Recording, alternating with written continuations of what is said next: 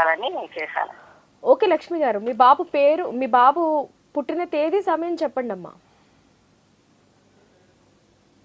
2005 okay. June 24 night తెల్లారితే 3 గంటల 3 గంటలన్నర మధ్యలో పుట్టాడండి. జూన్ 25 రాత్రి 24. అయితే 25లోకి వస్తుంది. జూన్ 25, 2005 తెల్లవారుజామున 3:30 3:30 మధ్యలో పుట్టాడండి. 3:30 మధ్యలో పుట్టాడు తెల్లవారుజాము. జూన్ 25, 2005. ఎక్కడ పుట్టాడమ్మా బాబు? విజయవాడేనండి. విజయవాడేనా? సరేనమ్మా. మీ బాబు పేరేంటి అన్నారు? పవన్ కిరణ్ అండి. పవన్ కిరణ్.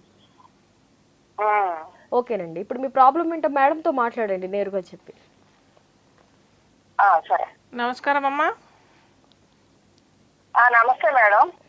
ఏం తెలుసుకోవాలన్నమ్మా బాబు గురించి?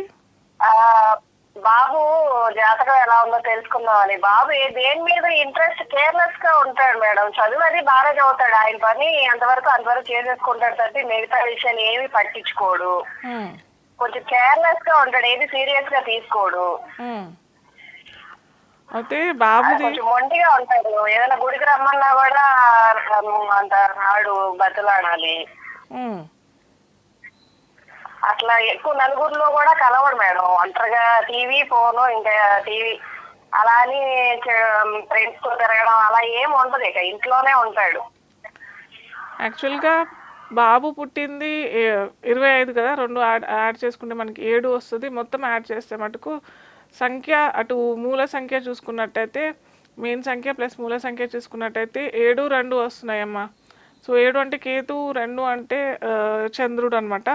సో చంద్రకేతు కాంబినేషన్లో వచ్చాడు కాబట్టి బాబు కొద్దిగా అంత యాక్టివ్గా, నిరాశ ఎక్కువగా, కొద్దిగా వైరాగ్య భావం ఎక్కువగానే ఉంటుందమ్మా.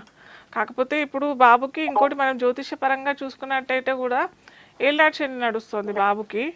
ఏళ్ళనాటి శని, వృషభ లగ్నం బాబుది, శ్రవణ నక్షత్రం బాబుది, రాహు మార్దశ, శని అంతర్దశ, దశ అంతర్దశ కూడా ప్రభావితం చేస్తాయి. కాబట్టి బాబుకి ఏళ్ళనాటి శని ఎఫెక్టు, అలాగే రాహులో శని అంతర్దశ నడుస్తుంది. కాబట్టి ఇవన్నీ కలుపుకుంటే ఈ మంద గమనము, కొద్దిగా వైరాగ్య భావము, కొద్దిగా యాక్టివ్గా లేకపోవటము, ఇవన్నీ కూడా ఈ దశ అంతర్దశ వల్లనే నడుస్తుంది. కొద్దిగా ఈ 7 గడిస్తే మటుకు, ఈ 1 ఇయర్ గడిస్తే, బాబు ఇప్పుడు చిన్నవాడే కాబట్టి అంత మీరు ఏమంటారు దిగులు పడాల్సిన అవసరం అయితే ఏమీ లేదు. కాకపోతే ఈ రాహుకి శనికి ఏమన్నా మీరు పరిహారం చేసుకుంటే, ఎందుకంటే చెప్పా కదా ఏళ్ళనాటి శని కూడా నడుస్తుంది అని చెప్పాను కదా. సో కొద్దిగా ఈ రాహుకి శనికి ఏదైనా పరిహారం చేసుకుంటే మటుకు చాలా చక్కటి ఫలితాలు వస్తాయమ్మా.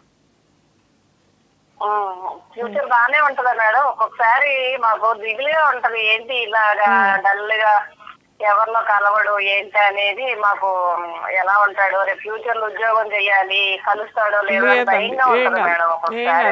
కేవలం ఇది అంతర్దశ మూలంగా ఏళ్ళనాటి శని నడుస్తుంది కాబట్టి దానివల్ల అంతే తప్ప ఇంకా వేరే ఏమీ కాదమ్మా. అంత బాగానే ఉంటుంది, అంత బాగానే ఉంటుందమ్మా.